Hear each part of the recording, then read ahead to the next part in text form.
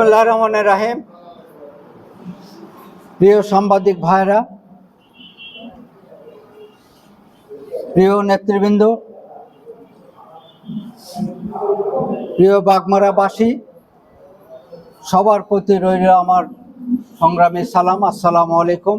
হিন্দু ভাইদের নমস্কার। আমি মোহাম্মদ আব্দুর রাজ্জাক, পৌর বিএনপির সভাপতি ও সাবেক মেয়র, ভবানীগঞ্জ পৌরসভা, বাগমারা, রাজশাহী। গতকাল গভীর রাত্রিতে আমার বাসভবনে ককটেল বিস্ফোরণ ও এলোপাথারি গুলির বর্ষণের যে ন্যাক্কারজনক ঘটনা ঘটেছে, আমি তার তীব্র নিন্দা জ্ঞাপন করছি। এ সময় আমার পরিবারের সদস্যরাও চরম আতঙ্কের মধ্যে পড়েছে। আল্লাহর অশেষ রহমতে বড় ধরনের কোনো ক্ষয়ক্ষতি ঘটে নাই।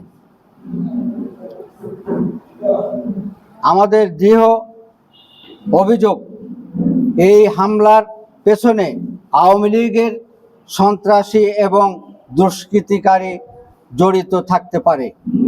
আমরা বিশ্বাস করি, দীর্ঘদিন ধরে যারা রাজনৈতিক সহিংসতা ও ভয়ভীতির সংস্কৃতিতে অভ্যস্ত, তারাই আবারও এলাকায় শান্তিপূর্ণ পরিবেশ নষ্ট করার চেষ্টা করছে।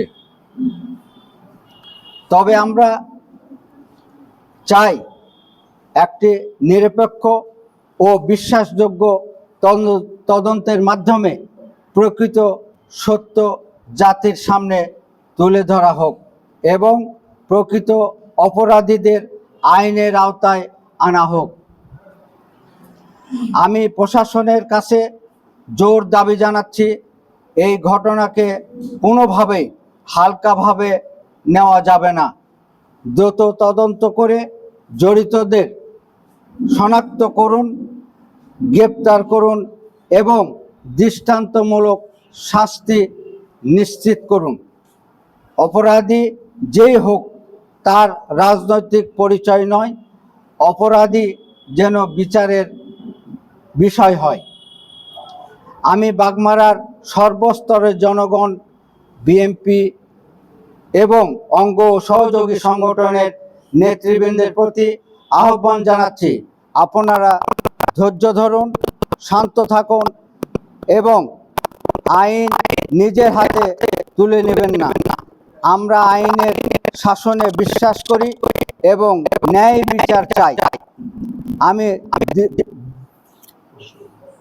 স্পষ্ট করে বলতে চাই, সন্ত্রাস, বোমা কিংবা গুলির মাধ্যমে আমাকে বা আমার পরিবারকে ভয় দেখিয়ে জনগণের পাশ থেকে কেউ বিরত রাখতে পারবে না।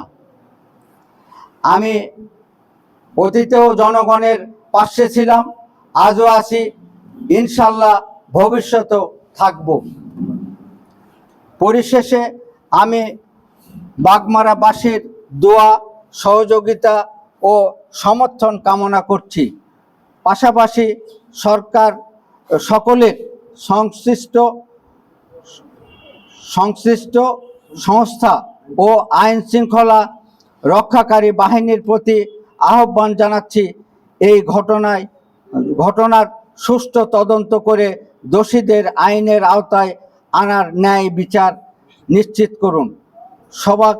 সবাইকে ধন্যবাদ জানাচ্ছি। আসসালামু আলাইকুম।